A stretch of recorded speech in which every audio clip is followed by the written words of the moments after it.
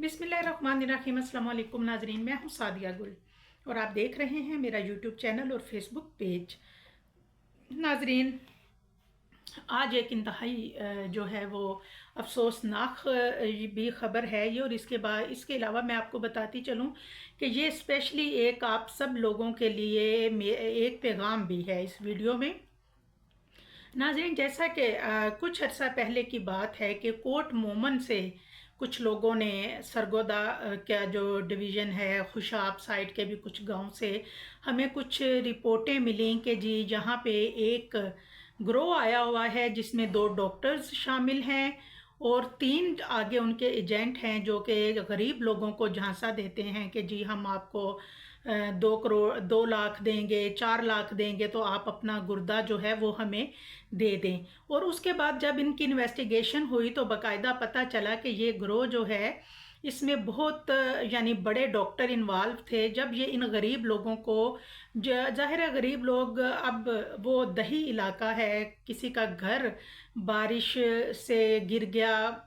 उन दिनों बारिशें हो रही थी, लिहाजा बहुत से लोगों ने अपने गुर्दे जो हैं अपनी खुशी से यानी फ़रोख्त किए। और अब वो जो गुर्दे हैं इन गरीब लोगों के जब वो ले लिए गए, उसके बाद उनको जो अमाउंट पे की गई, और ज़ाहिर है उन लोगों के लिए 3-4 लाख रुपए बहुत ज़्यादा थे।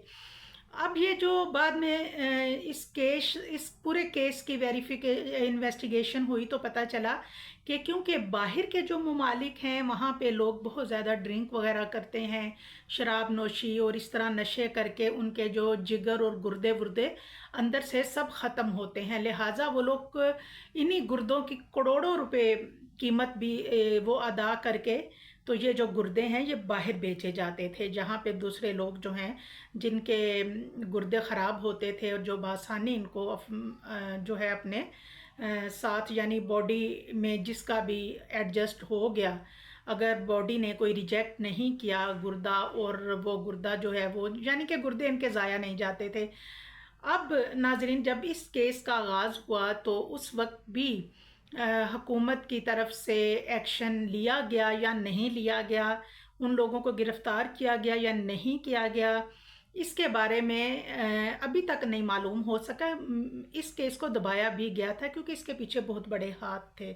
अब ऐसा ही एक वाक़या जो है वो अफ़ान नामी एक शख्स के साथ पेश आया, जो कि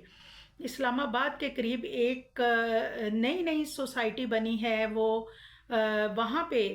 एक सोसाइटी में ये घर जो हैं एक दूसरे के करीब, यानी कि जैसे कि एक गली है उसमें तकरीबन 3 घर हैं, ज़रा फासले पे ये घर हैं, लेकिन वहाँ पे मौजूद जो एक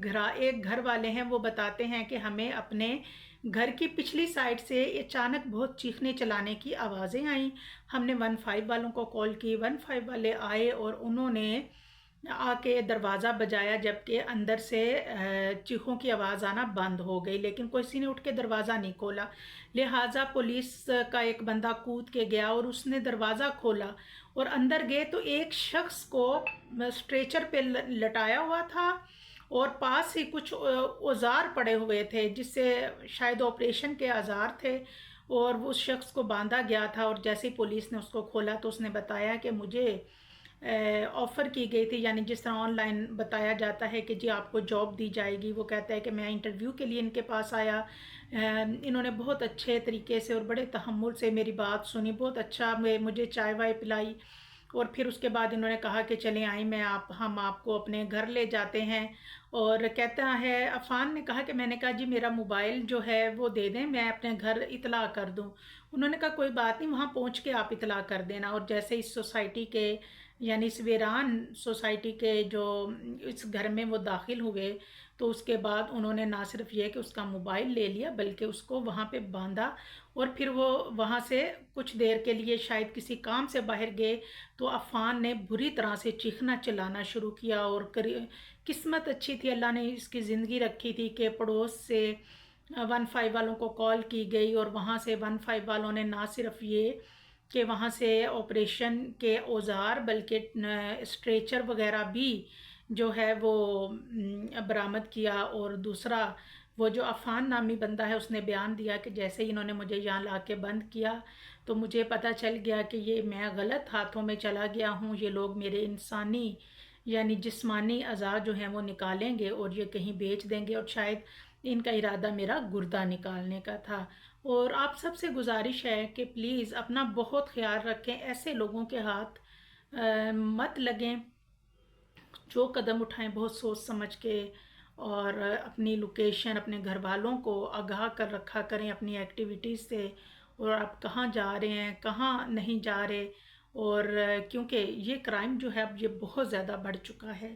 اور حکومت جو ہے وہ تو وہی بات ہے، آپ کو اپنی حفاظت خود کرنی ہے۔ دعاؤں میں یاد رکھیے گا۔ اللہ حافظ۔